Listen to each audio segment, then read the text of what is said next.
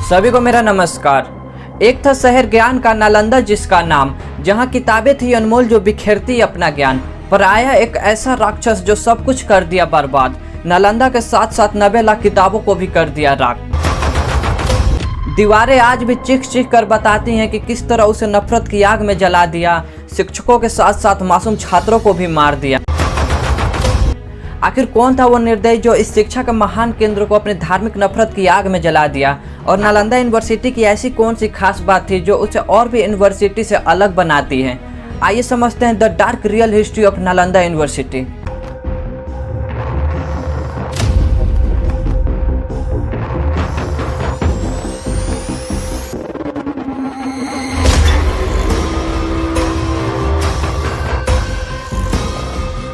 आज से लगभग 1600 साल पहले जब पूरी दुनिया में अंधकार था, उस समय भारत में ज्ञान का दीपक जल रहा था। एक ऐसा दीपक जो सिर्फ भारत को ही नहीं बल्कि पूरी दुनिया को अपनी ज्ञान की रोशनी दे रहा था। उस दीपक का नाम था नालंदा यूनिवर्सिटी। नालंदा शब्द दो भागों से मिलकर बना है, नालम प्लस दा। नालम का अर्थ होता है ज्ञान और दा मतलब देने वाला, मतलब नालंदा का अर्थ हुआ ज्ञान देने वाला। नालंदा यूनिवर्सिटी का निर्माण 5वीं शताब्दी में कुमार वंश के राजा कुमार गुप्त ने कराया था। कुमार गुप्त गुप्त साम्राज्य के एक प्रमुख शासक थे। इनके शासनकाल को स्थिरता और समृद्धि के लिए जाना जाता था। इनके शासनकाल में गुप्त साम्राज्य अपनी ऊंचाइयों पर था, जिसमें कला, साहित्य, विज्ञान और शिक्षा का विकास हुआ। कुमार गुप्त ने नालंदा यूनिवर्सिटी की स्थापना की, जो उस समय का प्रमुख शिक्षा का केंद्र बन गया था, जिसमें बहुत सारे विषयों पर गहन अध्ययन और शोध किया जाता था, जैसे mathematics, astronomy, law, logic, architecture, grammar, Veda, बौद्ध धर्म, हिंदू धर्म इत्यादि के बारे में बताया जाता था। नालंदा यूनिवर्सिटी बिहार की राजधानी पटना से 90 किलोमीटर दूर नालंदा जिले के बिहार शरीफ में स्थित है। इस यूनिवर्सिटी की खास बात यह थी कि इसमें पढ़ने के लिए चीन, जापान, तिब्बत, इंडोनेशिया, मंगोलिया, ग्रीस, ईरान जैसे देशों से छात्र आते थे।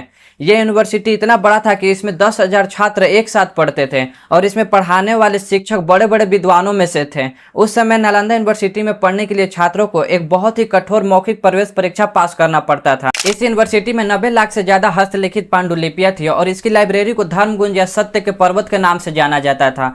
इस यूनिवर्सिटी की भव्यता का अंदाजा इसी से लगाया जा सकता है कि इसमें 300 कमरे, 7 बड़े कक्ष और एक अध्ययन करने के लिए 9 मंजिला लाइब्रेरी था। और इस यूनिवर्सिटी की खास बात यह थी कि इसमें एकदम निःशुल्क शिक्षा दी जाती थी। उसके साथ साथ रहना, खाना, हर चीज निःशुल्क होता था। रिसर्चर्स बताते हैं कि नालंदा यूनिवर्सिटी के आसपास के 200 से 300 गांव टैक्स भरते थे इस यूनिवर्सिटी को चलाने के लिए। वो गांव नालंदा यूनिवर्सिटी के आय का मुख्य स्रोत थे। वो गांव की वजह से ही नालंदा यूनिवर्सिटी अपने महत्व और प्रतिष्ठा को बनाए रखता था। सब कुछ अच्छा चल रहा था, तभी अचानक साल 1193 में दुनिया को ज्ञान की रोशनी देने वाला दीपक हमेशा के लिए फड़फड़ा कर बुझ जाता है। दरअसल बात यह है कि साल 1193 में एक आक्रमणकारी मोहम्मद बख्तियार खिलजी, जो कि भारत पर कब्जा करने आया था, अचानक से एक दिन बीमार पड़ जाता है। उसने बहुत सारे हकीमों से इलाज करवाया, वो फिर भी ठीक नहीं हो पा रहा था। तो उसे किसी ने सलाह दी कि नालंदा यूनिवर्सिटी के आयुर्वेद विभाग के प्रमुख के आचार्य श्री राहुल भद्र जी से इलाज करवाओ। वो अगले दिन आचार्य जी को बुलाता है और कहता है कि मुझे भारत में बनी कोई भी दवाई नहीं चाहिए, फिर भी मुझे आप ठीक करके दिखाओ। आचार्य जी भी कहते हैं कि ठीक है। अगले दिन आचार्य जी ने उसे कुरान दिया और बोले कि इसे रोज पढ़िए। मात्र 2 से 3 दिनों के अंदर खिलजी ठीक हो जाता है। वो भी आश्चर्यचकित हो जाता है कि सिर्फ कुरान पढ़ने से वो कैसे ठीक हो गया।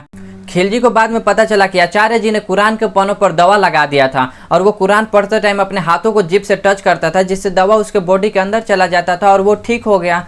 अचानक से बख्तियार खिलजी अब गुस्से में आ जाता है कि आखिर इन काफिरों के पास इतना दिमाग कहाँ से आया। वो इस बात से नफरत करने लगा कि नालंदा यूनिवर्सिटी के छात्र और शिक्षक इतने महान और विद्वान क्यों हैं, ऐसे महान और विद्वान मेरे धर्म में क्यों नहीं है। बस इसी धार्मिक नफरत की आग में उसने नालंदा यूनिवर्सिटी में आग लगवा दिया, वहाँ के सारे छात्र और शिक्षक को मार दिया। उसने लाइब्रेरी में भी आग लगा दिया। रिसर्चर्स और स्थानीय लोग बताते हैं कि आग लगभग 3 महीने तक जलती रही थी। वैसे 3 मन तक आग इसीलिए जलती रही होगी कि पहले पेजेस वाले बुक्स नहीं होते थे, पहले पेड़ के छालों पर लिखे जाता था, जिसे पांडुलिपियां कहते हैं। शायद इसीलिए आग 3 मन तक जलती रही होगी। इससे पहले भी 2 बार नालंदा यूनिवर्सिटी को नष्ट करने की कोशिश कर दिया गया था। पहली बार मिहिर काल के शासन काल में हुंडो द्वारा नष्ट करने की कोशिश किया गया था। दूसरी बार 27वीं शताब्दी में गोंडो द्वारा नष्ट करने की कोशिश किया गया था, और तीसरी बार तो बख्तियार खिलजी ने पूरा बर्बाद ही कर दिया। कुछ इस तरह से 12वीं शताब्दी में नालंदा यूनिवर्सिटी एक इतिहास बन के रह गया था, और जैसे जैसे समय बीता गया नालंदा यूनिवर्सिटी मिट्टी में दफन हो गया।